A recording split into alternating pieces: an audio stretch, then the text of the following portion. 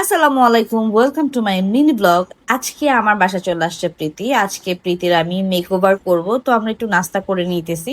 আমি অ্যাকচুয়ালি ব্লগটা আরো মর্নিং থেকে স্টার্ট করা উচিত ছিল, আর আমি অনেক কিছু ফিল্ম করি নে। একটা ব্যস্ত একটা দিন গিয়েছে আমার, কিন্তু চাইলে একটা তো অনেক বড় ব্লগ হতে পারতো, বাট আমি আসলে এত বেশি অলস হয়ে গেছে, আসলে অনেক বেশি ব্যস্ততার কারণে হচ্ছে ব্লগটা আসলে ভাবে মানে ফিল্ম করা হয়নি, অনেক কিছুই স্কিপ হয়ে গেছে। তো আমার এই মেকআপটা কেমন লাগলো, ও একটা ফটোশুটের জন্য আমার কাছে আসছে মেকআপ করতে। আমি ওর সাথে যাওয়ার কথা ছিল, বাট আমি এত ব্যস্ত আমি যেতে পারিনি। তারপর আমি রূপাকে নিয়ে বের হই। এর ভিতরে আমি আগে গিয়েছিলাম মুমিতের স্কুলে।